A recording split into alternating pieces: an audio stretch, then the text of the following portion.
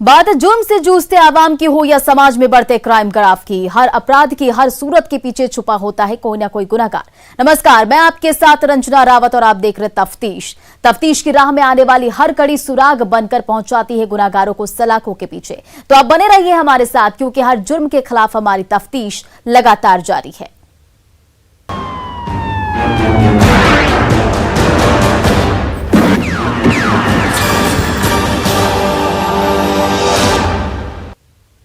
इंसानियत इतनी मर गई कि कुछ लोग संकट की घड़ी में भी लोगों को चूना लगाने से बाज नहीं आ रहे हैं। सोशल मीडिया पर मदद का झांसा देकर मोटी रकम कमा रहे हैं।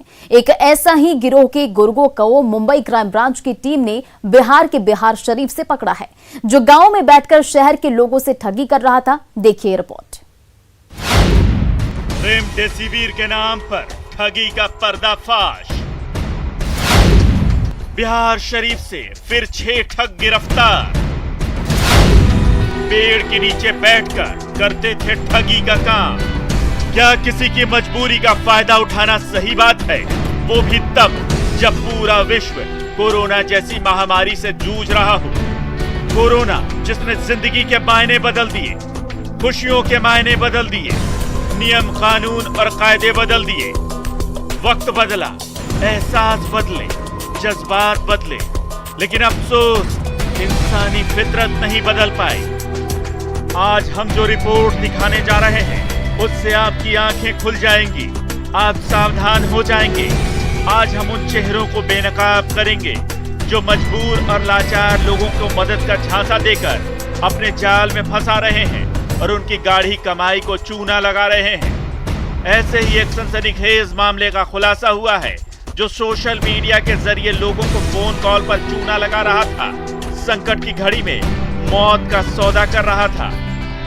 रेमडेसिविर इंजेक्शंस का ऑर्डर दिया था, पैसे भरे थे, लेकिन उसकी डिलीवरी ना होने पर चीटेड महसूस किया और साइबर क्राइम पुलिस स्टेशन में कंप्लेंट किया।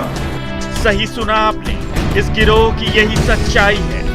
कोरोना संक्रमण काल के दौरान बिहार शरीफ से सोशल मीडिया का प्रयोग करके ये गिरोह पूरे भारत में 250 से ज्यादा साइबर क्राइम के मामलों को अंजाम दे चुका है। जब इस बात की भनक मुंबई क्राइम ब्रांच की साइबर सेल को लगी, तो क्राइम ब्रांच की टीम सोशल मीडिया पर पैनी नजर रखने लगी। साइबर शातिरों की संदिग्ध गतिविधियों को बारीकी से समझने लगी। मदद के लिए सोशल मीडिया पर जारी नंबरों को खंगालने लगी। उसी दौरान क्राइम ब्रांच की टीम को एक बड़ी लीड मिली, जिसके बाद मुंबई क्राइम ब्रांच एक्शन में आई और फौरन बिहार के लिए निकल पड़ी और गिरोह के 6 अपराधियों को बिहार शरीफ से धर दबोचा। जब मुंबई क्राइम ब्रांच की टीम ने 6 अपराधियों को मुंबई ले जाकर पूछताछ की, तो सभी ने सारे राज उगल दिए। बिहार शरीफ नाम के टाउन में पहुंची। यहाँ पर बिहार के साइबर सेल की भी मदद हुई हमें, और उनकी मदद से वहाँ पर हमने एक कॉल सेंटर बस्ट किया, जिसमें जहाँ से हमने 6 आरोपियों को अभी तक गिरफ्तार किया है। एक तो उसमें का बीटेक है, एक बीएड है, 12वीं साइंस है, और एक उसमें का माइनर है। 2-3 आरोपी अभी फरार है। क्राइम ब्रांच मुंबई के ज्वाइंट कमिश्नर मिलिंद हरम्बे के मुताबिक ये गिरोह बाकायदा ग्रामीण इलाकों में खुले आसमान के नीचे कॉल सेंटर चलाया करता था और वहीं से बैठे बैठे देश के अन्य राज्यों में मजबूर लोगों से ठगी किया करता था। उन चीज़ों को सप्लाई करने का ये मैसेज भेजते हैं। जैसे कुछ समय ऑक्सीजन सिलेंडर्स का सप्लाई कम था, तो ये ऑक्सीजन सिलेंडर्स का प्रॉमिस करते थे, ऑक्सीजन कॉन्सेंट्रेटर्स का प्रॉमिस करते थे, एम्बुलेंस प्रॉमिस करते थे, हॉस्पिटल्स में बेड्स प्रॉमिस करते थे कि हॉस्पिटल्स में बेड अवेलेबल है, but at a little premium cost. तो आपको अगर चाहिए तो आप यहाँ पर एडवांस पेमेंट कीजिए, तो आपको हम दिलवा देंगे। वैक्सीनेशन का प्रॉमिस करते हैं, लेकिन इसमें कभी भी कोई भी प्रोडक्ट की डिलीवरी या सर्विस की डिलीवरी नहीं होती है। जांच में ये भी पता चला है कि आरोपी पैसे मंगाने के लिए 32 से ज्यादा बैंक अकाउंट्स का इस्तेमाल करते थे। इसके अलावा फर्जी दस्तावेजों के सहारे आरोपियों ने 100 से ज्यादा सिम कार्ड कोलकाता से खरीदे थे, जिसका इस्तेमाल कर ये लोग जरूरतमंदों से बातचीत करते थे और उन्हें ठगा करते थे। 32 बैंक अकाउंट्स का इस्तेमाल किया है, रफली 100 के ऊपर सिम कार्ड्स इस्तेमाल किए हैं। अभी तक हमको 210 विक्टिम्स ज्ञात हुए हैं। हर एक बंदे से 10,000, 15, 20, 25,000 एज पर द नीड और जितना पॉसिबल हो सकता है उनको उन्होंने चीट किया है। At present the cheated amount is approximately 60 lakhs as we have discovered. Mumbai crime branch की साइबर सेल की टीम की तहकीकात यहीं खत्म नहीं हुई है।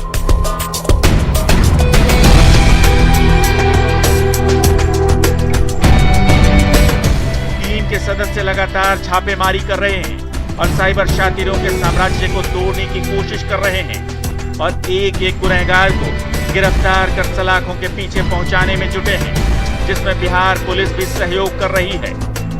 न्यूज़ 18 के लिए मुंबई से अमित राय की रिपोर्ट। वो पेशे से बिजली मिस्त्री था। घर से मां को बोलकर निकला था कि काम पर जा रहा है, लेकिन वो शाम तक घर वापस नहीं लौटा। अचानक किसी ने उसकी फोटो सोशल मीडिया पर डाली, जिसे देखकर परिजनों के होश उड़ गए और घर में कोहराम मच गया। क्राइम से कराहता कटिहार,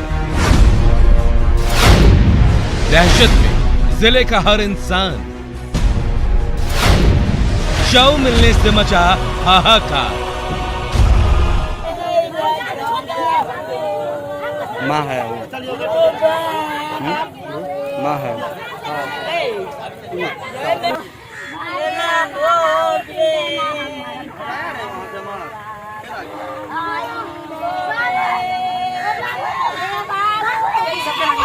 ये चीख पुकार और ये चित्कार उस माँ की है जिसने अपने जिगर के टुकड़े को खोया है। दिल को झकझोर देने वाला ये विलाप उस परिवार का है जिसके घर का जवान बेटा मौत के आगोश में सोया है, जहां लोगों की हुजूम इकट्ठा हुई है और उस भीड़ में पुलिस खाक छान रही है।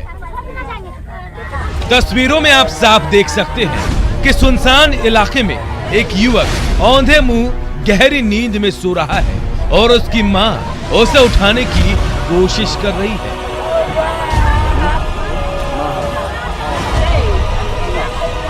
उसके गाल को सहला रही है, उस पर अपार प्यार बरसा रही है। तो वहीं मृतक की पत्नी और परिजन शव को सीने से लगाकर दहाड़ मार रहे हैं, तो कभी बेहोश हो रहे हैं। लेकिन अफसोस की उसकी कानों तक ना तो पत्नी की पुकार और ना ही मां की दर्द भरी आवाज पहुंच रही है, क्योंकि अब वो इस दुनिया में नहीं रहा। तो मेरा छोटका भाई हमको फ़ोन किया कि भैया ऐसा बात है कि गुड्डू भैया डेट हो गया। तो हम ली कैसे हो गया, तो बोला कि नहीं फोटो आया, फोटो दिखाया। दिल को दहलाने वाली ये खौफनाक वारदात कटिहार जिले के सहायक थाना इलाके की है, जहां कारी कोसी तटबंध के किनारे लीची बागान के पास फेंका संदेहास्पद हालत में शव मिला, जिसकी पहचान देहरिया निवासी गुड्डू श्रीवास्तव के रूप में हुई है, जो पेशे से बिजली मिस्त्री था। घटना के बारे में बताया जा रहा है कि सोमवार को 10 बजे गुड्डू घर से बाहर काम के लिए निकला। जब वो देर शाम तक घर वापस नहीं लौटा तो परिवार वालों की चिंता बढ़ गई और वो उसकी खोजबीन करने लगे, लेकिन उसका कोई अता पता नहीं चला। इसी बीच सोशल मीडिया पर किसी ने हवाई अड्डा लीची बागान के पास एक युवक के गिरे होने का फोटो डाला। तब जाकर परिजनों को पता चला हत्या किसने की, क्यों की, ये किसी को पता नहीं। यहाँ पर फेसबुक में इसका फोटो छोड़ा गया है सर, ठीक है। सुबह में ही घर में था, सुबह में आए तो घर में था, इसका दोनों उंगली कटा हुआ था, चंदन पोतार का काम कर रहा था और कैसे कटा ये पता नहीं है, ठीक है। इसका दोनों उंगली कटा तो माँ को बोला कि माँ कपड़ा इसमें बांध दो। उसके बाद जो कि 10 साढ़े 10 बजे हम घर से निकल गए।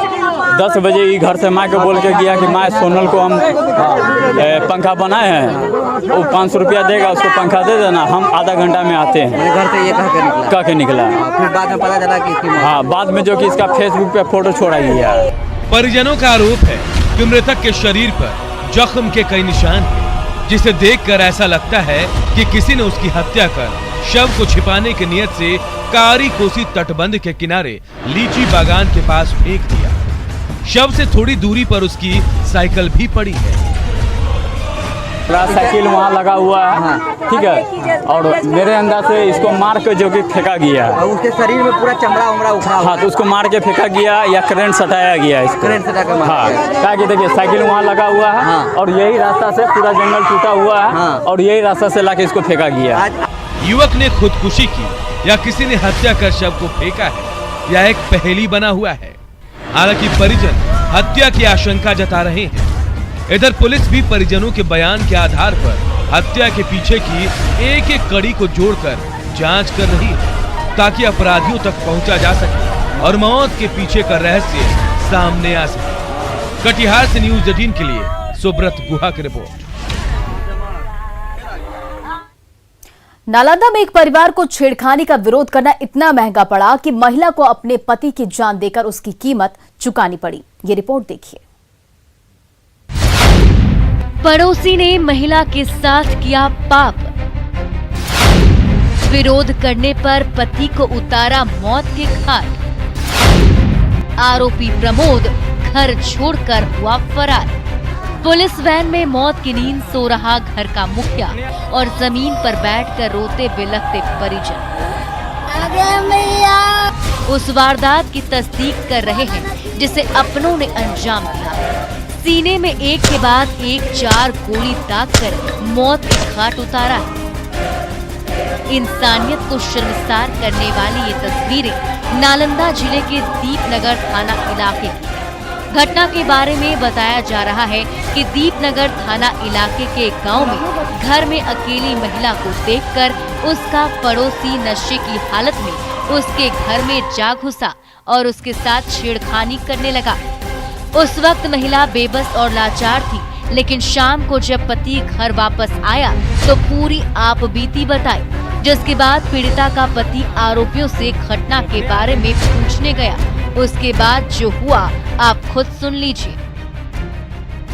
तो सर आया मेरा मर्दाना तो बोले कि आया ना ये जैसे ऐसे हमारा साथ के से आज छड़प के छड़वाली अति से कोठा पर से तो ये पी के आया तो मेरा जवान बेटी फिर तो उसको कोई न बिहान करेगा। तो बोले गया रोड पर ये ऐसे ऐसे कहा फिर हमारे घर में जाके तो इस हम तो बातें से बोल रहा था सर, बातें से हमने के इससे इस मन करे के मान नहीं था। और वो है जो तुरते जब तक गुहार नहीं बोलाया, जब तक घर में घुसल था वैसे बोलते रहा था। जब गुहार आ गया तो बाहर निकाल के तरतरा दम छोड़े लगा गोली। छेड़खानी का आरोप मृतक के चचेरे भाई के बेटे प्रमोद पर लगा है, जिसने घर में घुसकर इंसानियत को शर्मसार करने वाली घटना को अंजाम दिया और विरोध करने पर अपने सहयोगियों के साथ मिलकर पीड़िता के पति की गोली मारकर हत्या कर दी। घटना के बाद से आरोपी प्रमोद घर छोड़कर फरार। हमने ऐसे कि हमको उसको बदला करेंगे, मारेंगे ऐसी झूठो मुठो और किया तुरंत पटवाना से सालक बुला लीजिए प्रमोद यादव, राजा कुआं से प्रमोद यादव बुला लीजिए और बुला के आया हम बाले बच्चे सब रोडे पर दुआरिये पर हैं। आया तुरंत गोली छोड़ने लगा। फिलहाल पुलिस मृतक की पत्नी के बयान पर एफआईआर दर्ज कर मामले की छानबीन में जुट गई और आरोपी की गिरफ्तारी के लिए छापेमारी की जा रही है। नालंदा से न्यूज़ 18 के लिए अभिषेक की रिपोर्ट।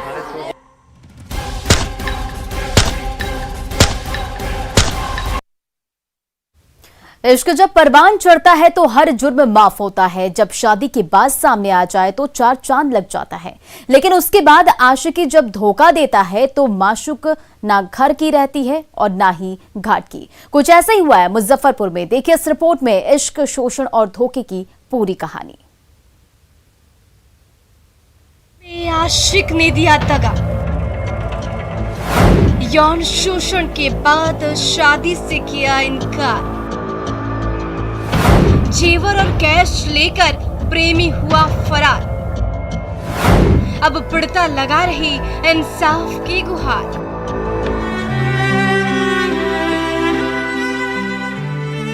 कहते हैं कि प्यार की ना कोई उम्र होती है और ना ही कोई सीमा।